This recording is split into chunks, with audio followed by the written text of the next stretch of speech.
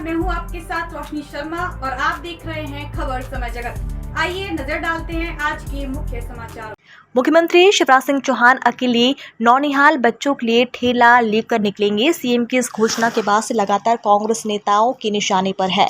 पूर्व मंत्री जयवर्धन सिंह ने सीएम के ठेला लेकर निकलने पर तंज कसा है। जयवर्धन सिंह ने कहा कि जो शुरुआत सीएम करने जा रही हैं वह बहुत पहले ही ग्वालियर से कांग्रेस विधायक प्रवीण पाठक टॉय बैंक के माध्यम से कर चुके हैं।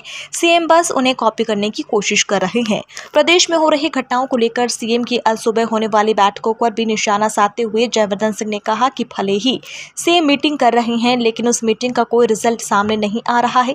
प्रदेश में हालत यह है कि लगातार बिजली कटौती हो रही है और तो और अब राजधानी भोपाल में भी बत्ती गुल होने वाला हाल हो रहा है। उन्होंने कहा कि प्रदेश के ग्रामीण क्षेत्रों में 6 से 8 घंटे की कटौती की जा रही है।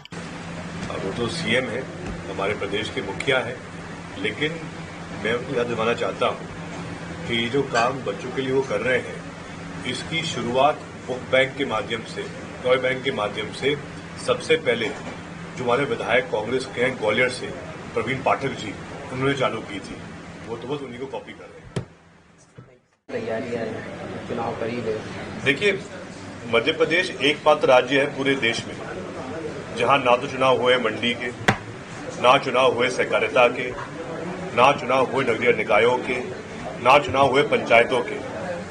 तो वो तो जब सुप्रीम कोर्ट के माध्यम से सरकार को फटकार लगी कि ये कैसा मध्य प्रदेश है, सरकार बनी सौदे की पैसों के बल पर, उसके बाद चुनाव भी नहीं करवा रहे हैं, तो फिर इनकी मजबूरी बनी कि इनको घोषणा करनी पड़ी चुनाव की।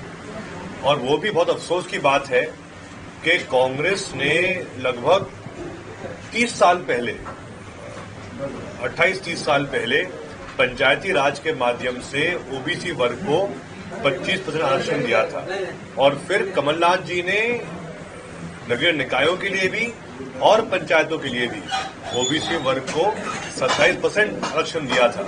लेकिन ये जो अव्यवस्था हुई भाजपा सरकार के द्वारा, सबसे पहले फैसला आया कि आरक्षण होगा ही नहीं, उसके बाद फिर सरकार वापस कोर्ट गई, लेकिन पंचायतों में जो 25% आरक्षण था वो घट के 14% हो गया है। इससे जो संख्या ओबीसी वर्ग की है उतना उनको लाभ नहीं मिल पाएगा।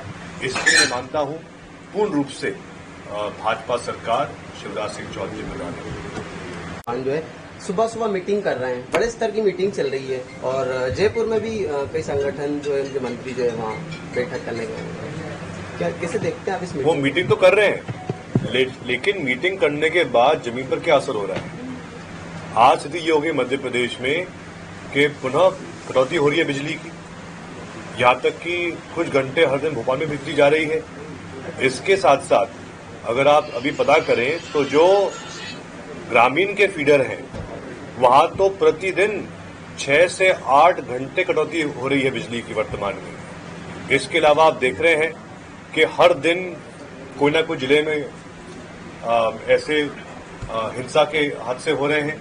अभी कल ही एक मामला नीमच जिले का आया है जहां पर एक जैन समाज के बुजुर्ग को एक भाजपा के नेता ने मार के उनको हत्या कर दी। इसी प्रकार से और ऐसे हादसे जो हमारे आदिवासी समाज हैं उनके खिलाफ भी हुए हैं। तो कहीं ना कहीं आज के समय जो कानून व्यवस्था है मध्य प्रदेश में, वो जो ये सरकार है आज के समय, ये बिकी हुई खरीदी हुई सरकार है, इनके नियंत्रण में नहीं है। एक आखिरी संवाददाता शक्ति Bharti Bhopal. For latest news, subscribe to our channel and press the bell icon.